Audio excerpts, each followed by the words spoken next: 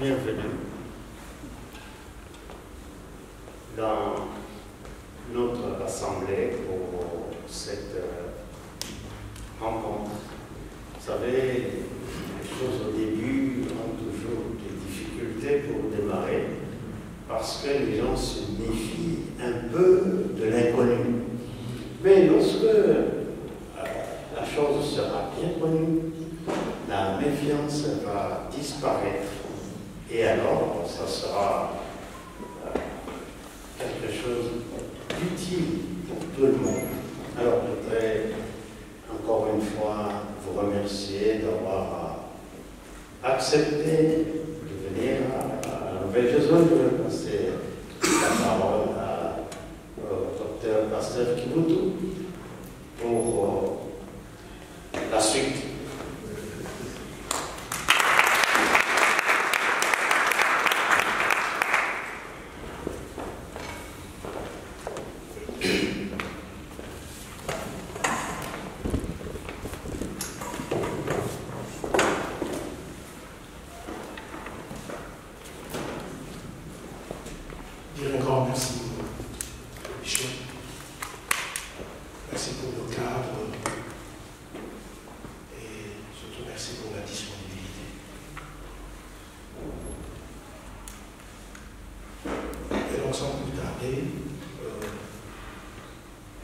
Je voudrais passer la parole au docteur Kivutu, qui va nous expliquer en quelques minutes ce pourquoi nous sommes là.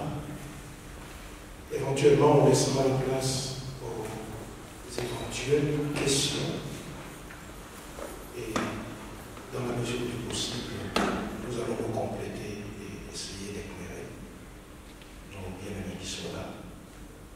Mais le but aujourd'hui, c'est de faire connaître l'association à ceux qui ne la connaissent pas. Mais la finalité, c'est que les gens puissent s'engager. Parce que c'est ça le plus important. Docteur Kivutu, vous avez la parole. Merci.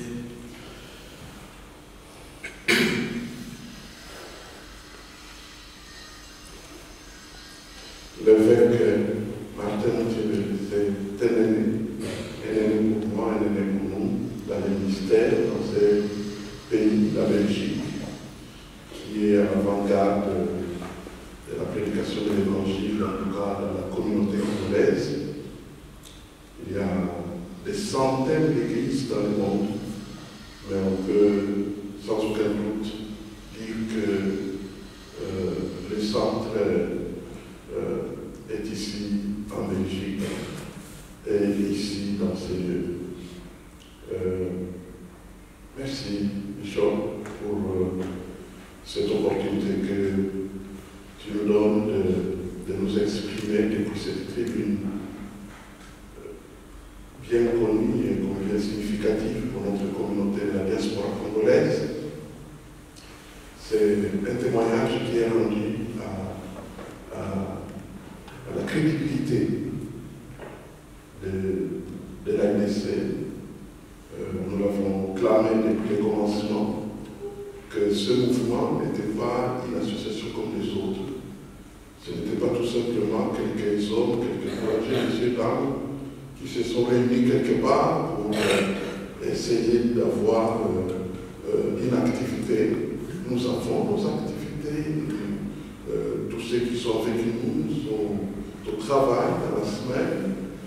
Nous avons des ministères, nous avons beaucoup de choses à faire, mais nous avons cru qu'il y avait un besoin, une cause concernant notre grande communauté de la diaspora congolaise, qui est estimée en millions aujourd'hui. J'ai même entendu il y a moins de 2 jours un politicien au Congo dire qu'aujourd'hui l'estimation devrait aller jusqu'à 10 millions au sein de la diaspora congolaise. Nous sommes nombreux. Nous sommes pas seulement un peuple, mais un pays en dehors du pays. Donc, c'est ce sujet qui nous a préoccupés depuis un peu plus d'une année. Alors, de quoi s'agit-il au juste?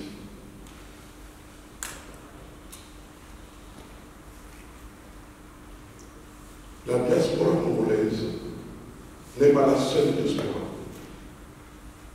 Les diasporas sont nombreuses. La dispersion est un sujet qui couvre la rue, les médias, partout. Et au point qu'on estime à 274 millions d'êtres vivants en circulation sous la forme d'une diaspora. Et les Congolais font partie donc de ces 274 millions, 274 millions de vies humaines en circulation, déracinées de leur nation d'origine, en circulation sur la Terre. À la tête de laquelle se trouve la Chine, qui pèse 30 millions d'individus. Et puis viennent d'autres, l'Argentine, les Juifs et beaucoup d'autres.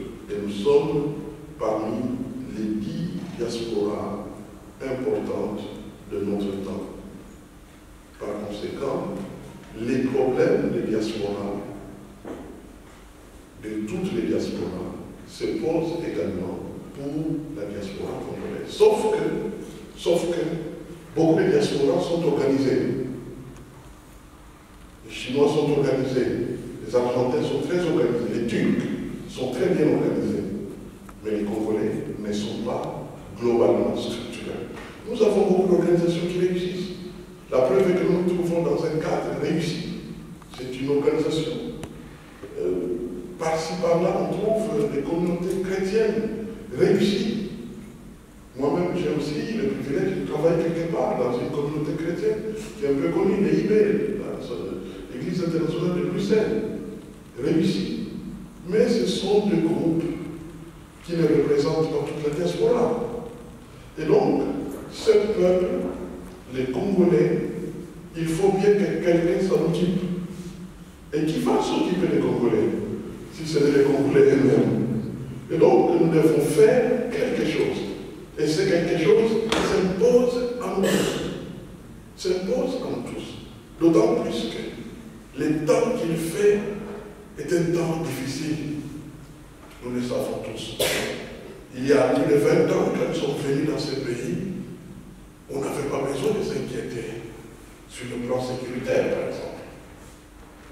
Mais les choses ont changé. La situation est difficile. Il y a beaucoup d'autres situations qui se présentent, notamment une nouvelle immigration qui s'est invitée dans cette Europe dans laquelle nous nous trouvons, apportant des ouvriers et des hommes et des femmes de métiers plus qualifiés que nous qui sommes venus d'Afrique, quoique nous soyons là depuis longtemps.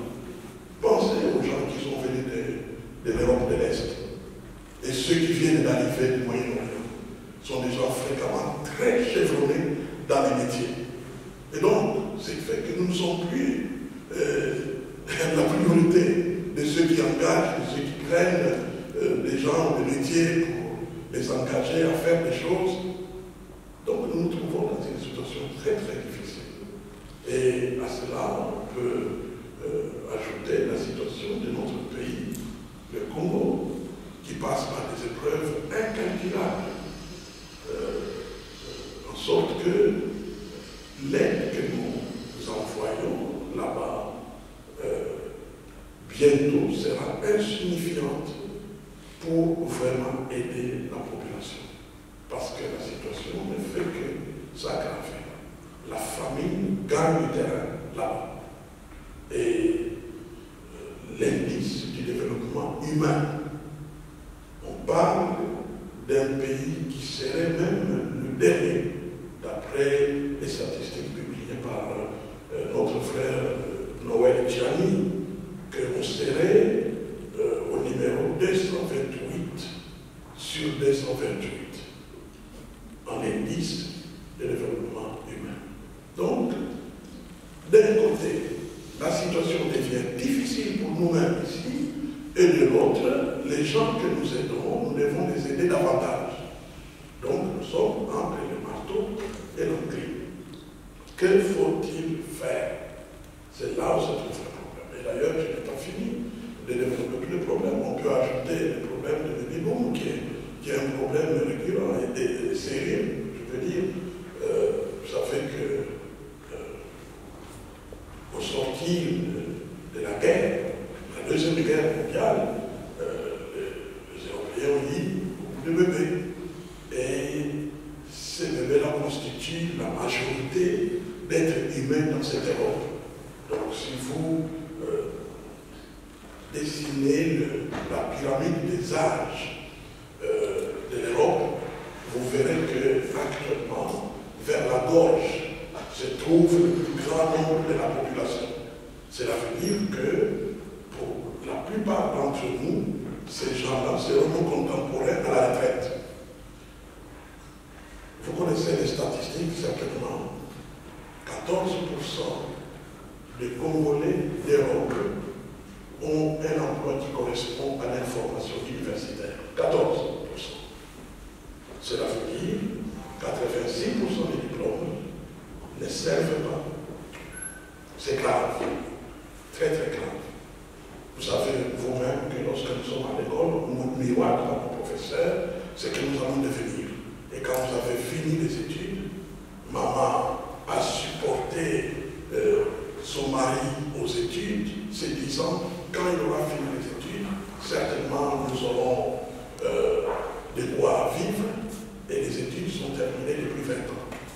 Monsieur a fait un tour là-bas au resto pour essayer d'aider un peu dans la plonge et gagner quelque chose.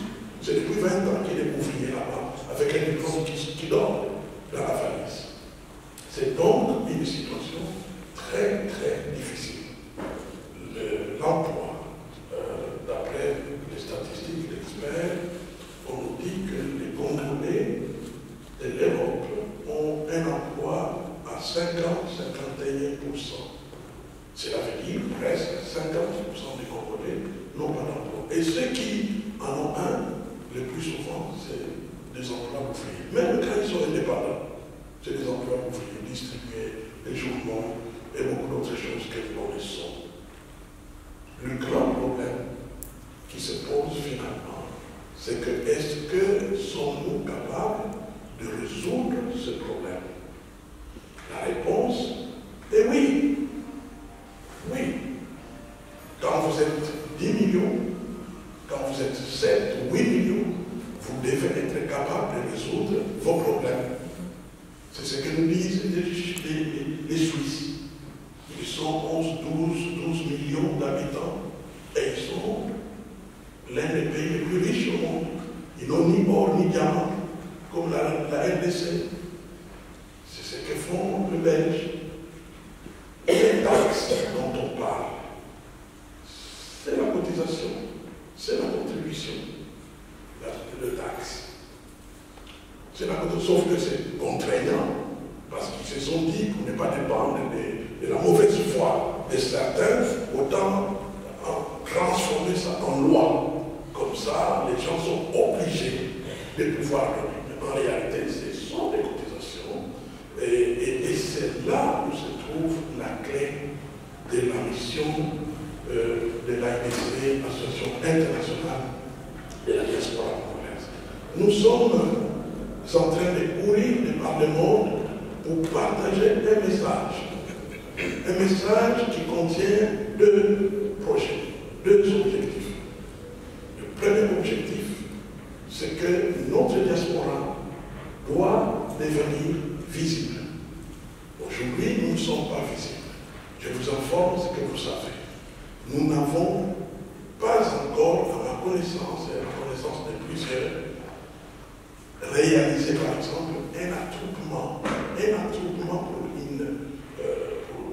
par exemple, plaider pour une cause, marcher pour une cause.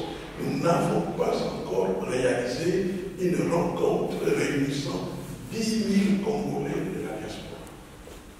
Pas encore. Nous sommes 10 millions, mais nous ne pouvons pas venir à 10 000 pour revendiquer une cause, pour marcher pour une cause. Cela veut dire que nous sommes divisés. Cela veut dire que nous sommes en quelque sorte incapables de nous constituer en une force sociale. Or, comme vous le savez, les gens de notre monde n'écoutent que la force sociale. Prenons le cas des syndicats. Vous savez vous-même, lorsque un certain syndicat n'est pas d'accord avec une certaine politique qui est menée par un gouvernement, ils font appel à leurs contribuables. Et qu'est-ce que vous verrez à la ligne? 40 000, 100 000, ils sont capables d'aller plus loin. Et même, il arrive des fois que 2, 3, 4 syndicats de différents pays s'organisent pour mener une action à l'Union européenne. Et vous verrez des milliers et des milliers de gens venir de très loin.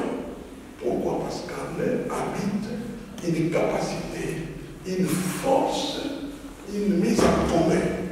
Et je crois que nous, de la diaspora, le fait que nous ayons eu tant d'occasions de voir tous ces gens agir pour leur propre cause, nous avons assez d'équipements pour que nous puissions dire que nous avons besoin de ça.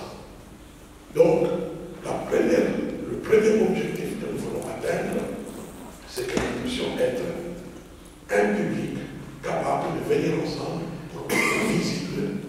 Lorsque nous devons revendiquer quelque chose, nous sommes visibles, on peut se faire écouter, et ainsi de suite. Et comment atteindre un tel objectif? C'est par l'organisation des congrès.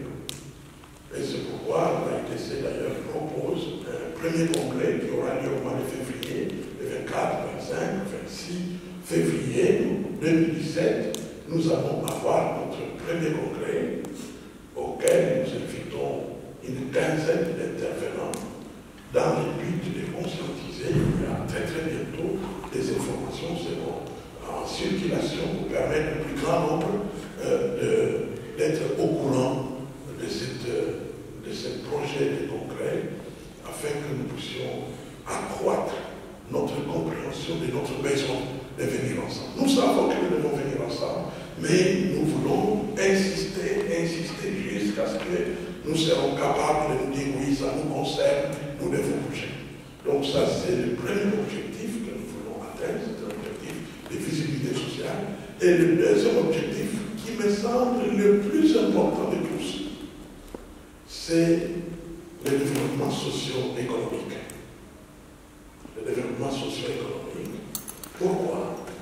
C'est parce que nous croyons qu'avec les statistiques que je vous ai présentées tout à l'heure, 50% de notre population qui n'a pas d'emploi, et compte tenu du contexte dans lequel nous nous trouvons avec la venue de plusieurs immigrés qui sont en train de venir en milliers, cela pourrait s'aggraver.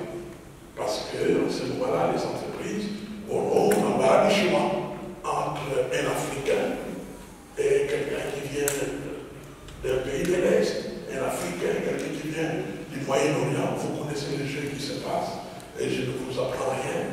Quand c'est là, la situation pourrait s'aggraver. Alors, nous pouvons nous organiser, nous pouvons sauver notre société, nous pouvons nous lever et marcher dans une certaine direction en nous développant sur les plans socio-économiques. Nos experts qui sont venus spontanément dans la création de cette association ont fait toute une série de propositions qui sont là à notre disposition. Première proposition, ils ont dit, si nous sommes capables de contribuer, de cotiser 100 $, 100 € par an, par personne, par contribuable, en millions, nous serons capables de faire de grandes choses. Imaginons un instant que sur les 10 millions, 1, 2 millions viennent ensemble. Cela n'est pas impossible. Et qu'ils deviennent des contribuables d'une association comme l'AIDC. 100 € par an. Vous avez vos calculatrices et vous verrez que ça donnerait 100 millions. Et si vous vous imaginez que 5 millions peuvent aider à construire une entreprise, vous comprendrez immédiatement qu'une cinquantaine d'entreprises seront déjà en mesure d'être constituées.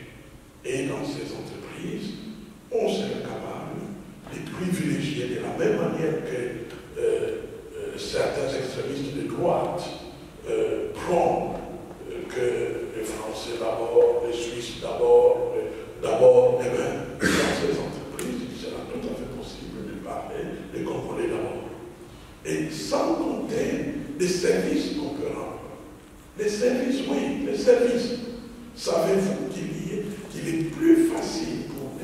extérieures à notre diaspora de s'enrichir auprès des Congolais que les Congolais eux-mêmes. Où se trouvent les Congolais riches? Si on compte au bout de doigts s'ils existent, ils n'existent pas. Mais pourquoi? Alors que nous sommes un grand marché. Tout marché enrichit les gens. C'est pourquoi il y a des hommes d'affaires dans les nations dans lesquelles nous vivons. Parce que leurs peuples ont répondu présent à leurs entreprises, à leurs affaires, à leur commerce, à leurs magasins, à leurs supermarchés. Donc nous sommes capables, je prends juste l'exemple que vous connaissez très bien, qu'ils ne prennent pas pour un méchant. Vous connaissez un monsieur qui s'appelle Western, vous savez où il habite. Moi je ne connais pas. Mais savez-vous que je venais de lire des statistiques en 2011. Ils nous ont aidés, nous la diaspora congolaise, en 2011, à transférer exactement 9 milliards de dollars au Congo. C'était un record. En 2011, 9 milliards de dollars. Cela veut dire que quand vous transférez 9 milliards, vous pouvez toucher une bagatelle de 800 millions de dollars comme commission. Comme commission. C'est-à-dire, tout l'effort que nous pouvons faire, eh bien, eux l'ont touché en une année, à une seule année, sur notre dos. Tout simplement, comme nous ne nous organisons pas, comme nous ne pouvons pas faire quelque chose nous-mêmes, eh bien, eux en profitent. Parlons des salles de fête. Il y a des salles de fête dans cette ville qui sont un peu partout. Nous les louons pour des grands événements, bientôt certaines, d'ailleurs, certaines de ces salles sont déjà réservées pour le Nouvel An, et ainsi de suite, les fêtes de mariage, et qui coûtent toujours au-delà de 5 millions.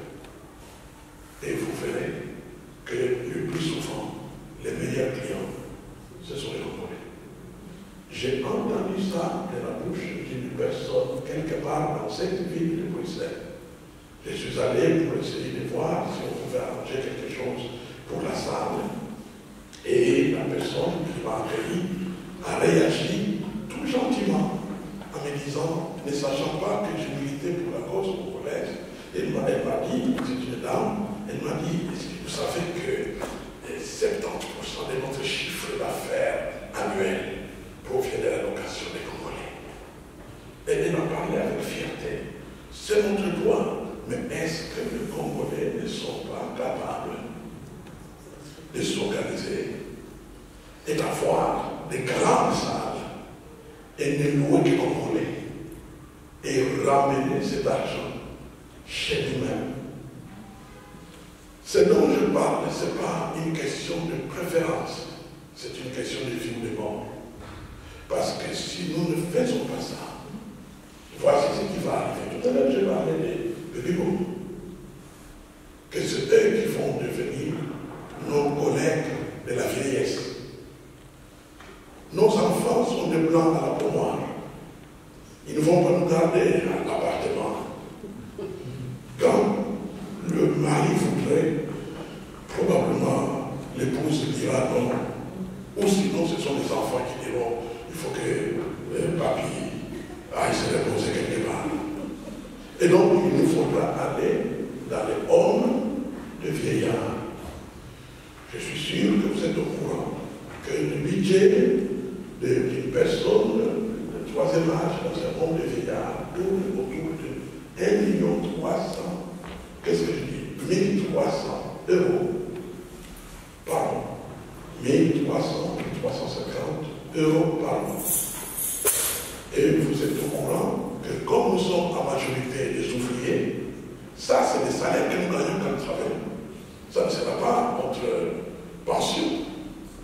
La pension tournera autour de 850, tout au plus 900 €.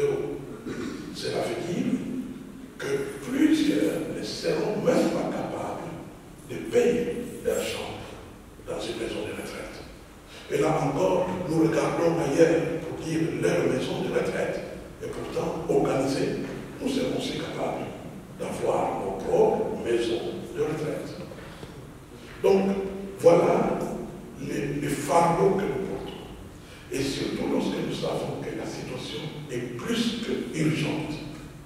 urgente. Pourquoi? Parce que notre association est apolitique, c'est-à-dire non politique. Nous avons choisi de ne pas nous ingérer dans la condition politique. Cependant, les yeux n'ont pas les rideaux. Et nous savons très bien que notre situation au pays est en train de tourner en rond. Il n'y a pas de grands projets pour se dire « Ah, c'est le temps de retourner au pays ». On regarde, parfois on espère, on croise les doigts, et puis au bout de 2 semaines, ça change d'un côté ou de l'autre, et on est sûr de rien. On est sûr de rien. On ne peut pas compter sur une telle situation. Nous devons nous organiser en tant que peuple libre de la diaspora. Et c'est là où se trouve. Alors, qu'est-ce que nous avons proposé? Nous avons proposé une structure ouverte. Nous avons cru que, connaissant notre peuple, nous ne pouvions pas faire ou créer une structure fermée. Il fallait ouvrir la structure. Qu'est-ce que cela veut dire? Nous avons 3 niveaux dans notre structure. Les contribuables, et parmi les contribuables, ce sont les Congolais, mais aussi les amis des Congolais. Nous étions très surpris quand nous sommes allés tenir une conférence à Paris, que les gens qui nous ont organisés et loué la salle, ce sont des Libanais. Donc c'est pour dire que nous avons des amis un peu partout qui seraient disposés à marcher avec nous. Donc les contribuables, ceux qui donnent 100 € par an. Et puis, les comités nationaux, le comité en Belgique, le comité en Angleterre, ainsi de suite, par-ci, par-là, pour faire partie d'un comité, la cotisation est de 150 € par an. Pas par mois, mais par an. Et enfin, l'équipe de base. Alors l'équipe de base, c'est un peu l'équipe qui s'est bat pour faire entrer le plus possible de membres au sein de notre mouvement. Alors ces gens-là prennent plus de responsabilités et ils doivent cotiser 200 € par an. Voilà donc ce que ça coûte sur le plan financier. Nous ne pouvons pas descendre, nous ne pouvons pas faire, à certains endroits, quelqu'un m'a dit, mais est-ce que nous ne pouvons pas payer seulement 20 $, c'est déjà de l'argent. Je leur ai dit, oui, si c'est sans objectif, on peut payer ce qu'on veut. Mais si on veut atteindre les objectifs, il faut payer les prix. Il faut payer les prix. Et 100 € par an, c'est de l'argent que nous utilisons assez fréquemment, soit pour des unités de téléphone, soit pour ainsi de suite. Donc, nous devons faire quelque chose. Pour nous-mêmes déjà, parce que vous savez que ce qui est très fort, très intéressant avec la cotisation, c'est que c'est sans délai. La cotisation est plus puissante que le commerce. Pour un commerce ou pour l'agriculture, vous devez vous attendre à plusieurs mois, voire années, pour dégager un bénéfice, mais pas la cotisation. La cotisation, c'est un miracle. Il suffirait, donc la cotisation, sa force se trouve dans les guerres. Dans les guerres, une décision. Une décision prise, est-ce que nous sommes d'accord de donner 100 € dans les 2 mois qui viennent pour toute l'année? Tous ceux qui disent oui, et ils donnent. Et ils donnent. Et l'argent est là, sans attendre. Et les projets peuvent commencer. Les projets peuvent commencer. Tout à l'heure, j'ai parlé de créer des entreprises. On peut ajouter à cela des services. La diaspora serait capable, par exemple, de louer des bateaux, 5, 6, 7, 10 bateaux, et ceux qui envoient des biens au pays peuvent avoir de l'espace dans ces bateaux-là. Et nous pouvons, parce que nous sommes une force sociale, alors nous sommes capables de négocier avec ceux qui dirigent notre pays. Vous savez qu'à une certaine époque, nous qui sommes venus à une certaine époque, nous savions par exemple qu'il existait certaines lois. C'est notamment l'exonération. Et donc on peut faire prévaloir de telles lois en faveur des fonds de la diaspora pour dire voilà, vous nous donnez un sauf-conduit, si pas tout le temps, au moins sur une période donnée, un sauf-conduit de nos biens sans payer les frais exorbitants qui se payent. Et je vous dis que ça passerait. Nous avons certaines promesses dans ce sens-là qui montrent qu'ils seraient prêts à respecter ce que la diaspora serait en train de faire. Donc nous sommes là dans une allée, dans une ligne droite, favorable à ce que nous puissions nous organiser. À ce que nous puissions nous organiser. Ça ne coûte que moi, vous, chacun de nous. Pour une fois, nous sommes dans une affaire où nous n'avons pas besoin de poser la question à l'est, à l'ouest, au nord, au sud, mais la situation est là et nous pouvons réussir. Nous pouvons tout changer. Beaucoup de questions ont été posées, notamment est-ce qu'on peut vraiment faire confiance? Vous savez, l'équipe est crédible. Depuis la sortie, beaucoup de nos médias se sont intéressés. Depuis la sortie, nous avons des médecins, nous avons des avocats. Celui qui nous représente pour la France est avocat. Ici au barreau de Bruxelles, au barreau de Paris. Et il est même conseil là-bas à la Cour internationale. C'est lui qui nous représente. Nous avons des avocats ici, en Belgique. Nous avons des médecins, des ingénieurs et beaucoup de pasteurs. En tout cas, si on ne faisait pas confiance à une telle équipe, alors il faudra attendre que les anges descendent pour commencer à leur faire confiance. Si des gens comme ça, à responsabilité, si des hommes comme notre papa Bishop, qui a pris connaissance de tout ce que nous avons fait jusqu'à présent, et a dit, venez, cela veut dire que c'est une bonne affaire. C'est pourquoi nous nous trouvons dans des cadres, dans des tribunes, des recommandables, afin de rassurer notre peuple. Chers amis, ce n'est pas de l'arnaque, ce n'est pas un échec. C'est une affaire qui a pris son moment. Nous devons venir ensemble. Est-ce qu'on a affaire, on a un problème avec les autres associations qui existent? Nous savons que si une association voulait trouver dans l'existence de l'AIDC un problème, cela peut toujours arriver au niveau individuel, nous sommes ce que nous sommes. Mais en réalité, notre vision que nous apportons à vous qui êtes notre peuple, c'est une vision globale et internationale. Donc ça n'a rien à voir avec les ressortissants ou des groupes qui se trouvent à tel endroit. Non, c'est pour nous tous. C'est pour nous tous. Et ce qui est intéressant, c'est que les structures restent ouvertes tout le temps. C'est-à-dire ceux qui sont entrés il y a 6 mois dans la structure et qui sont dans les comités. Il y a quelqu'un, par exemple, qui peut entrer demain, après-demain, et ainsi de suite. Il entre dans les comités, à n'importe quel niveau. Ce qui compte, c'est sa constitution. C'est tout. Pourquoi nous l'avons fait? C'est parce que nous croyons qu'avoir la porte ouverte dans une structure de ces gens, c'est très important. Pour rassurer tout le monde, mais aussi pour permettre à chacun d'apporter sa contribution à la cause commune.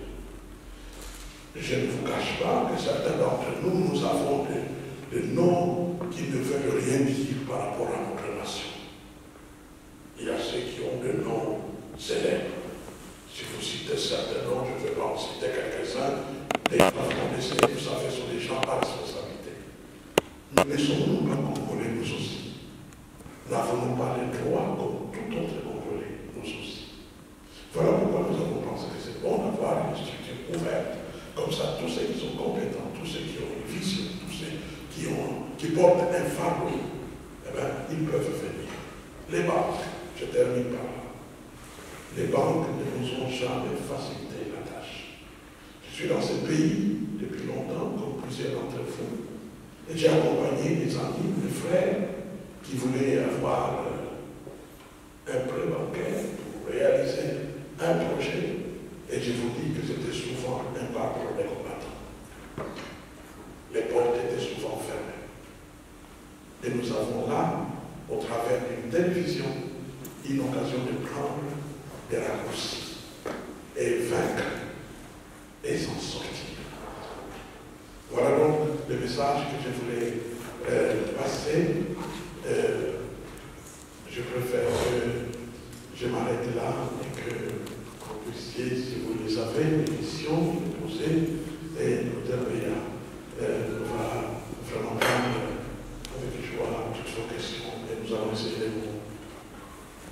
partager ce que nous pensons. Et d'ailleurs, les questions ne seront pas seulement notre responsabilité. Nous avons des collaborateurs qui sont avec nous dans la salle et ils pourront toujours intervenir. Je vous remercie.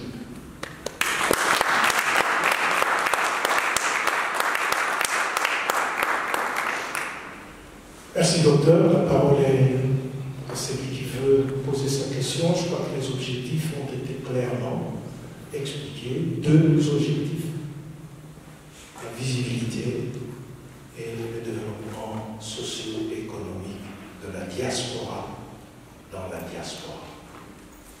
Parce que bon, il y a plusieurs organisations qui s'occupent du développement du Congo, ce qui est une très bonne chose. Au niveau de l'ANDC, nous avons pensé qu'il fallait commencer par s'occuper de la vache qui nourrit tout le monde. Donc voilà deux grands objectifs. Et dans ces objectifs-là, nous voulons marcher ensemble. Donc la parole est à chacun de nous. Nous nous sentons libres, il n'y a pas de tabou ici. N'importe quelle question, du moment que ça cadre avec ce que nous sommes venus faire. Petite mais un peu grosse à la fin. L'exposé était bien, mais je veux avoir des réponses plus pratiques. Allons directement dans le concret. Bon, je travaille déjà dans une grosse entreprise, ça parle encore d'autres choses, il parle de stratégie et autres. Imaginons, si aujourd'hui on se décide à donner notre contribution, on commence quand? Par quoi? Quel est l'objectif à court terme, moyen, long terme, de manière, sur tous ces trois plans, court, long et moyen, quels sont les chiffres?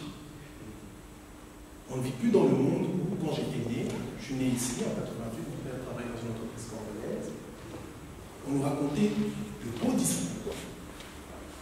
Bientôt j'aurai 29 ans, rien ne se passe. Donc, excusez-moi, les beaux discours, c'est beau, mais de manière chiffrée.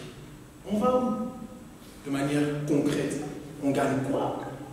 Par exemple, quand on commence à travailler, j'ai commencé à 3 ans, on vient directement vous proposer un plan de pension en vous disant, si vous arrivez à 60 et des, et vous contribuez de cette hauteur-là, voici les chiffres. Aussi bien sur tous les différents plans, l'assurance au niveau de l'État, au niveau personnel, au niveau de l'entreprise. Maintenant, si on veut contribuer ici, sur tous ces plans-là, qu'est-ce qu'on y gagne?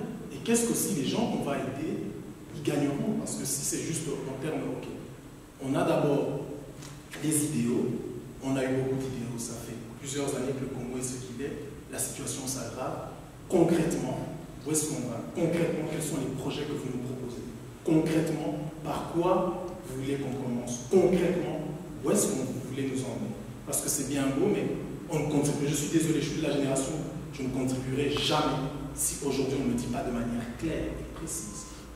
Nous allons vous emmener là, voici les promesses, de telle sorte que si les promesses ne sont pas réalisées, on est capable de sanctionner de la bonne manière, c'est-à-dire, ok, j'ai contribué jusqu'à cette hauteur, ça n'a pas marché, une autre personne se propose, je dis, bon, peut-être, dirigeons là dans une autre direction. Voilà. Merci. Merci pour la question, chère nouvelle génération.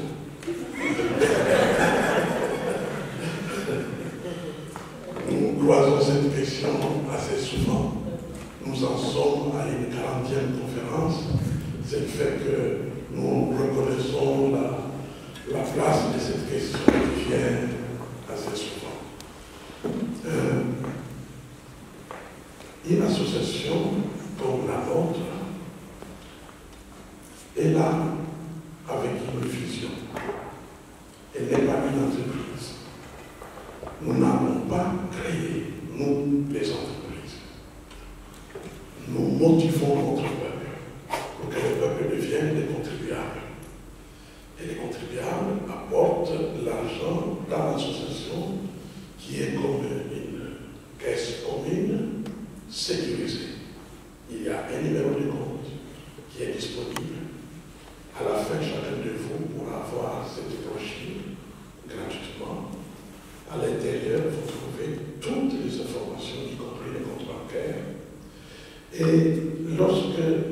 l'association est faite, tout l'argent est recueilli dans ses comptes de l'association.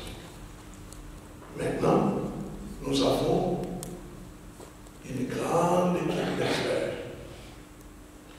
Et ces experts vont venir ou accueillir le projet d'entreprise. Et lorsque le projet d'entreprise arrive, nous avons dans l'équipe de base un spécialiste pour l'étude de projet. Il va étudier les projets avec son équipe et il va émettre un avis. Il va dire ce projet à l'ombre, ça vaut la peine. Alors en ce moment-là, et notre responsable d'étude de projet et les experts qui ont les profils avec les types de projets constituent une équipe qui rejoint nos représentants à l'ordre pour constituer une équipe et une sorte de futur conseil d'administration pour se mettre au travail afin de créer l'entreprise selon la loi de l'Angleterre. Donc c'est ça ce qui va se faire. Maintenant, les contribuables, qu'est-ce qu'ils peuvent avoir? Vous savez, lorsqu'on apporte une contribution pour une cause, il est quasiment impossible de chiffrer qu'est-ce qu'on va avoir. Je donne juste un exemple. J'ai eu accès à un dossier concernant les activités philanthropiques des Canadiens. Un Canadien de 18 à 23 ans apporte jusqu'à 413 $ canadiens par an comme une contribution philanthropique. Une telle contribution veut tout simplement dire les enfants en Haïti n'ont pas mangé et j'apporte ma contribution. Lorsqu'on donne pour une cause, je sais dans mon cœur que j'ai participé à cet effort. Ça, c'est la première chose. Donc, la contribution ne va pas amener immédiatement des avantages financiers aux contribuables. Il faut le dire très clairement. Maintenant, il existe cependant des avantages intéressants. Par exemple, lorsque les entreprises de services sont là, les contribuables auront des cartes. C'est pourquoi notre site web libère immédiatement ce qu'on appelle dans le monde anglo-saxon un ID. Donc une sorte de code d'identification. Donc dès qu'on remplit le formulaire dans le site, il y a un ID qui est libéré et moyennant cet ID, il sera possible dans l'avenir d'avoir des cartes magnétiques ou des cartes de groupe, pour ne pas trop compliquer les choses. Et avec ces cartes de membres, on a accès à des services. J'ai parlé tout à l'heure, par exemple, de services où on loue des bateaux, où on envoie des biens à la République démocratique du Congo. Eh bien, ceux qui sont des contribuables peuvent avoir des ristournes vraiment conséquents. Je donne un exemple. Quand vous envoyez un véhicule à Kinshasa actuellement, cela pourrait vous coûter de l'argent pour le transport, beaucoup d'argent pour la douane, mais lorsque vous êtes contribuable, vous pouvez vous retrouver avec des ristournes des niveaux fort élevés. Nous n'en sommes pas encore là, je dois vous avouer, mais ce sont là les perspectives qui sont là. Et nous ne pouvons pas attendre. Nous nous limitons à vous présenter un timing. Quel est le timing? Voici ce qui nous entoure. Voici ce qui nous attend. Le problème n'est pas tout simplement est-ce que nous serons capables de faire le calcul. Soit dit en passant, rien que dans notre équipe de base, nous avons une douzaine d'économistes. Nous avons des gens de toutes sortes qui sont là et qui ont qualité de pouvoir organiser tout ce qui sera organisé. Mais aujourd'hui, nous sommes encore dans le cadre de la promotion de l'idée. Nous disons, cette idée est bonne, qu'est-ce que vous en dites? Maintenant, lorsque nous pouvons très franchement, cher ami, je n'ai pas gardé votre prénom parce que... Ah, Julien, voilà.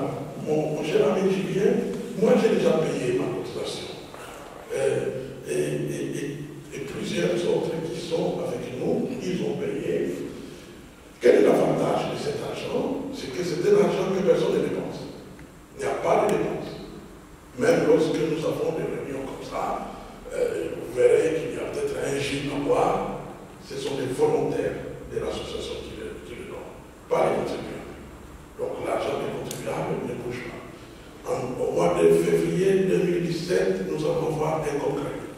Les congrès, ça coûte des frais. Les frais pour cet événement, il y a même des frais de transport, des hôtels, ainsi de suite. Tous ces frais-là seront donnés, sont en train d'être donnés par les volontaires. On ne touche pas à l'argent des contribuables. Donc c'est pour dire que nous avons pris des précautions. Nous avons, je fais partie un peu de tous ces papas-là qui parlaient beaucoup. Mais en fait, nous sommes devenus quand même un peu plus sages que dans le passé.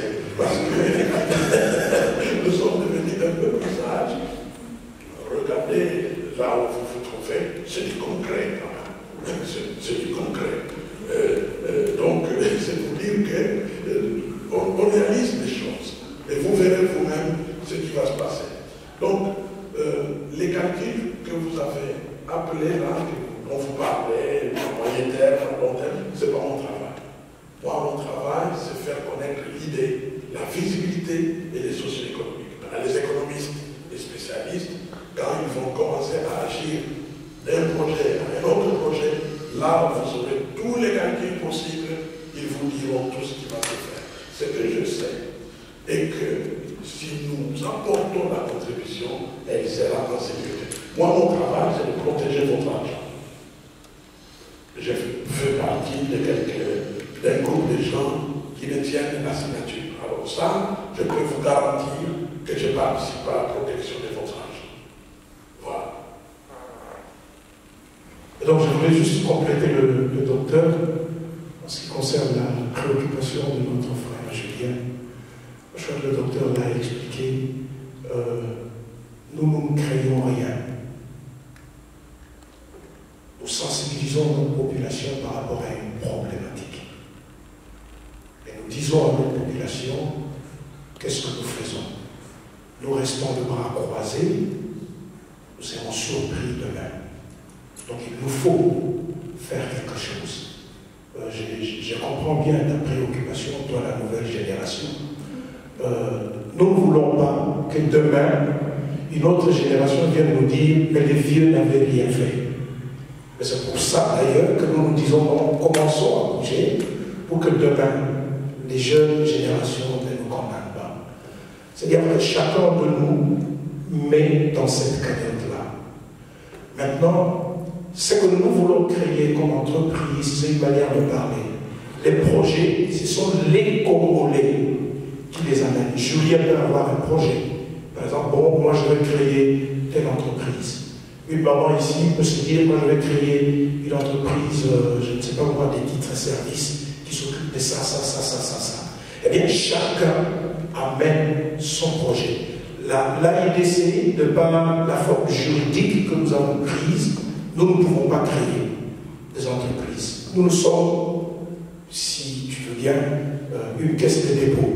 Et cette caisse de dépôt est à la disposition de tous ceux qui contribuent et qui ont des projets, qui peuvent se dire, tiens, il y a de l'argent là-bas. Le docteur a expliqué quelles sont les difficultés que nous rencontrons lorsque nous voulons avoir un financement, par exemple, dans une banque. Moi, je suis sûr et certain qu'il y a plein de projets au milieu de nous ici. Mais par où commencer? Mais pourquoi nous ne pouvons pas commencer par nous-mêmes et que les uns et les autres qui ont des projets peuvent venir? Et donc, l'équipe d'experts va étudier ces projets-là et se dire, tiens, nous pouvons financer ici, nous pouvons financer ici. Qu'est-ce que nous gagnons? Nous gagnons en voyant la communauté faire un pas en avant. Donc, si la communauté peut embaucher une maman, deux mamans, trois mamans, quatre mamans, eh bien moi j'ai déjà gagné. Chaque contribuable a gagné. Et donc voilà un peu ce que je voulais moi compléter par rapport à la préoccupation qui était la préoccupation. Est-ce qu'il y a une autre question? Oui, mon frère. Il y a un frère derrière là-bas. On va lui donner la parole. Peut-être que les membres peuvent amener des projets d'investissement, etc. Mais est-ce que par rapport au projet, ce qui me semble flou, en fait, est-ce que par rapport au projet, vous avez des priorités dans les projets? C'est-à-dire des priorités par rapport aux problématiques les plus rencontrées au sein de notre diaspora, des projets qui devraient être mis en avant le plus tôt possible pour se charger des problématiques les plus importantes, par exemple. Comme l'emploi, on l'a dit, mais il y en a encore d'autres qui sont propres à notre diaspora. Au niveau social surtout. Dans la diaspora, est-ce que vous avez un projet? Pas concrètement, mais j'ai un public cible en fait. Non, c'est-à-dire que nous allons faire comme si on commence à travailler maintenant. Ok, oui. Quel projet avez-vous pour la communauté en Belgique? Alors le projet, ce serait peut-être le développement au niveau professionnel, c'est-à-dire pour la jeunesse, une capacité à pouvoir gérer tout ce qui est entretien d'embauche, comment se présenter, avoir voilà, une entreprise qui aide les jeunes à faire ça. Voilà. C'est-à-dire que votre priorité est notre priorité de tous. Parce que vous faites votre projet pour aider la diaspora congolaise. En fait, comme le docteur l'a dit, nous sommes comme on appelle, comme une fondation sur laquelle doit une terre sur laquelle doit pousser les arbres. Il y aura une fleur, il y aura peut-être un manguier, il y aura. Alors, quand vous amenez un projet comme ça, nous allons ensemble, suivant vos priorités, essayer de l'étudier, de l'orienter et puis de le proposer maintenant au comité pour que le comité agrée et voir à quel niveau et comment ce projet, parce qu'on ne peut plus faire des choses individuelles. Bishop l'a bien dit, que chacun veut tirer la couverture de son côté. Mais nous voulons maintenant faire toutes choses que nous allons entreprendre, même si c'est vous qui l'amenez, que ça puisse bénéficier à la communauté, à notre communauté, comme se font les autres communautés qu'il y a ici. Alors, ça veut dire, dans le projet, il y a la qualité et tout, et il y a surtout le problème du financement. Si vous avez 100 €, vous ne pouvez pas monter un tel projet. Mais si j'amène 100 € et que nous, vu de la communauté, si nous sommes 1 million, nous aurons au moins 100 millions. C'est ce que je suis en train de dire. Et vous voyez que dans ces 100 millions, vous allez faire un projet qui va aider les autres. Et même vous allez engager dans la communauté certaines personnes. Et maintenant, ceux qui sont membres, qui ont peut-être une carte, qui ont un numéro d'identification, peuvent aussi avoir, si c'est par exemple une société pour vendre certaines choses, celui qui a une carte avec son identité parce qu'il est contribuable, il peut avoir une réduction et c'est déjà un avantage aussi pour la communauté. Voilà un peu dans ce. Votre priorité sera notre priorité. Ok, d'accord. Donc l'association n'a pas de priorité à elle, mais c'est plus la priorité des membres qui est. Exactement. Vous avez un projet, vous l'amenez, nous l'étudions et nous le soumettons au comité et puis voir aussi vous aider.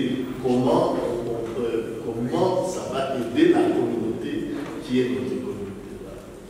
Ok, merci. Ça veut dire que dès ce soir, vous pouvez déjà commencer. Conférence. Non. Oui. Attention. Annie, mon cargo de télé. Maman Annie. Ma question, c'est-à-dire, parce qu'il y a d'autres personnes pour faire sortir un billet de 100 € payé en une fois, ils sont difficiles. Est-ce que vous pouvez, pour une suggestion, s'ils peuvent verser 10 € par mois, comme c'est pour une année, on peut commencer par exemple au mois de février, 10 € jusqu'à ce qu'ils remplissent l'année. Je ne sais pas si vous avez accordé cela. Entre en groupe. Ils sont dans un milieu, ils se connaissent entre eux et ils peuvent s'organiser. Notamment au niveau du comité